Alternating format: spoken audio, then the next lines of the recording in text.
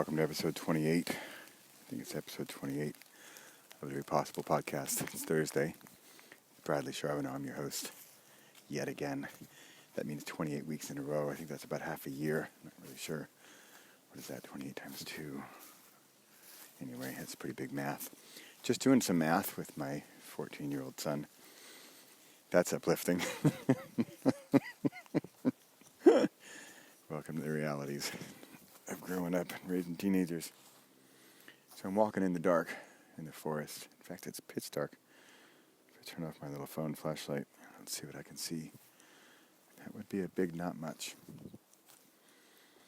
So I was driving home from a play date sort of thing. I don't know what else to call it. Some friends and listening to some stories on the show on NPR podcast called Invisibilia. And it was something like a story hour or something where these people had 10-minute stories and they were just so good. They were such good storytellers. And do you ever have that when you feel like you see something? Well, actually, I hope you do have this because this is what I think is important, not to mention maybe vitally important in our existence, if I dare be so bold.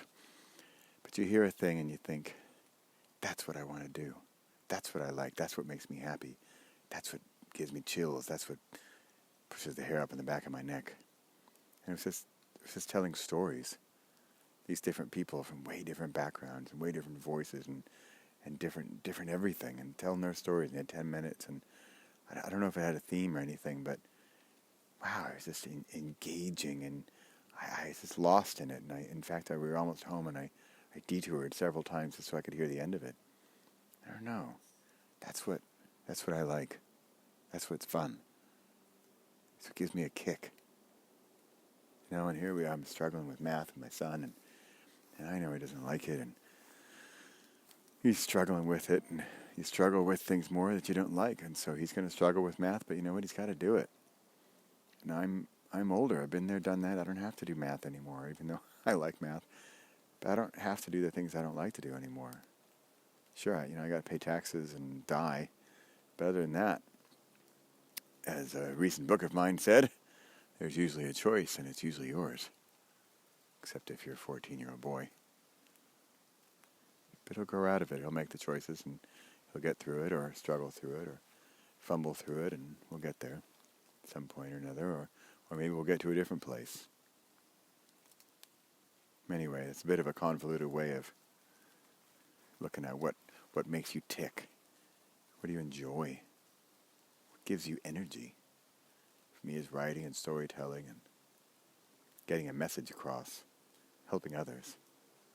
If my message connects with them and builds on their message and gives them hope or confidence that they can go further because someone else did it, then maybe they can too.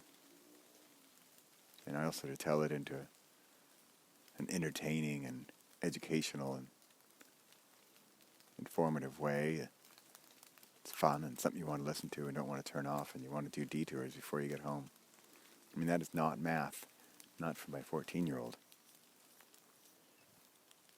It's Thursday again. Every single week. It will be a book, I'll tell you that. Every single day, every single week, every single month, every single year, every single lifetime. I'm a bit addicted to writing books at the moment. I'd like to get 100 books. All right, that's enough of my rant from the darkness of the forest in Driebergen. Actually, I'm in Doorn, for those of you keeping track. Neighboring village to my little town here in the middle of the Netherlands. That's it. Keeping it Repossible. This is Bradley Charbonneau. Episode some or other, the Repossible podcast. Catch you next week.